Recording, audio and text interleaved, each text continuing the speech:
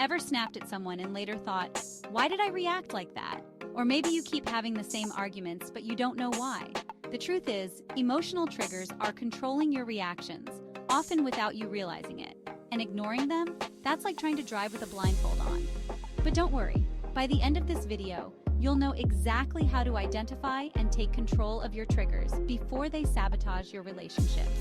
And stick around, because at the end, I'll share a simple trick that helps you regain emotional control instantly, no matter how intense your triggers are. So, what exactly are emotional triggers? They're intense reactions to certain words, behaviors, or situations, often rooted in past experiences. Have you ever had a seemingly small comment ruin your entire day? That's a trigger at work. Left unaddressed, triggers lead to overreactions, damaged relationships, and emotional exhaustion. But how do you know if you're ignoring them? Let's dive into the 5 biggest signs and what to do about them. Number 1. You react strongly without knowing why. You find yourself snapping at a partner, friend, or coworker, and 5 minutes later, you regret it. If you can't pinpoint exactly why something upset you so much, you're likely ignoring a deeper emotional trigger. These reactions often stem from unresolved past experiences, such as childhood conflicts, past betrayals, or deeply ingrained fears. When a current situation subconsciously reminds you of these past moments, your brain responds as if the old wound is being reopened, even if the present event is relatively minor. Number 2. Certain topics or situations make you feel instantly defensive. A simple conversation about money, commitment, or personal space sends you into defense mode. Your brain sees it as an attack, even when the other person isn't trying to hurt you. This happens because past negative experiences create an automatic emotional shield. For example, if you grew up in an environment where money discussions always led to conflict, you might perceive any financial conversation as a threat, even if your partner or friend is speaking neutrally. Number 3. You keep having the same arguments. You and your partner keep fighting about the same thing over and over because neither of you is addressing the root cause. It's like fighting about a symptom without realizing what's really triggering the reaction. Often these repetitive conflicts stem from unmet emotional needs or miscommunications.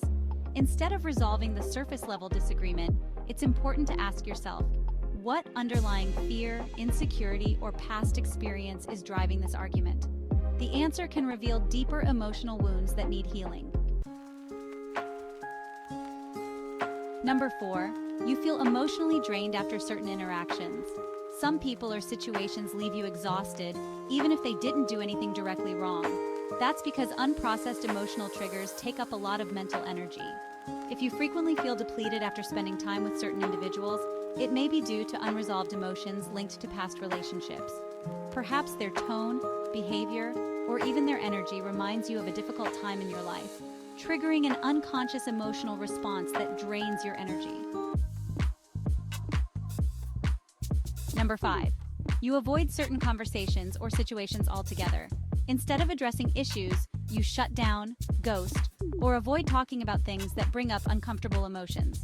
Avoidance is often a sign of an unhealed emotional wound. When we dodge certain topics or interactions, it's usually because deep down, we fear confrontation, rejection, or reliving past pain. For example, if you avoid discussing your feelings with a partner because it reminds you of previous emotional neglect, that avoidance prevents healing and deeper connection. Now that you know the warning signs, let's talk about how to fix them. Step 1. Identify the trigger pattern. Next time you overreact, pause and ask, what am I really reacting to? The trigger is often deeper than the situation itself. Start keeping a journal where you note down every time you experience a strong emotional reaction. Look for patterns over time. What specific words, behaviors, or environments tend to set you off? The more awareness you build, the easier it is to break the cycle. Step 2. Label the emotion without judgment. Instead of saying, I'm just angry, try, I feel unheard when this happens. Labeling emotions reduces their intensity. When we name our emotions, we activate the rational part of the brain, which helps regulate impulsive reactions. The key here is to avoid self-criticism. Your emotions are valid, and understanding them is the first step to managing them effectively. Step 3. Regulate before reacting. Take a deep breath, remove yourself for a moment, or use a grounding technique before responding. One powerful technique is the 4-7-8 breathing method. Inhale for 4 seconds, hold for 7, exhale for 8. This signals to your nervous system that you are safe, preventing a fight or flight response. The goal is to create space between the trigger and your response, allowing logic and intention to guide your reaction instead of emotion alone. Step 4. Reframe the situation. What if the comment wasn't meant to hurt you? What if their behavior is about them, not you?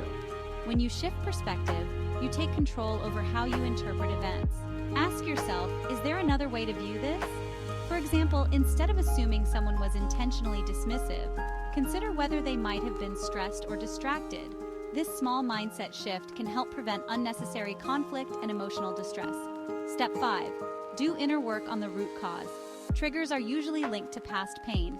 Journaling, therapy, or even mindful self-reflection can help uncover and heal the original wound. Ask yourself, when was the first time I remember feeling this way? Tracing your emotional responses back to their origins can reveal unresolved pain that is still influencing your behavior. Consider seeking professional support or engaging in guided meditation practices specifically designed for emotional healing. Now, as promised, here's a simple trick to regain emotional control instantly. The name, accept, redirect method. The next time you feel triggered, follow these 3 steps.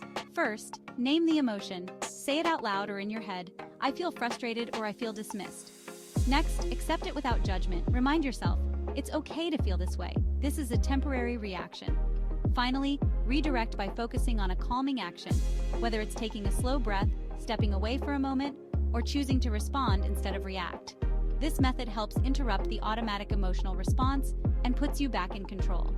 Now that you know how to identify and manage your emotional triggers, the next step is mastering emotional intelligence, the key to true success in both relationships and life.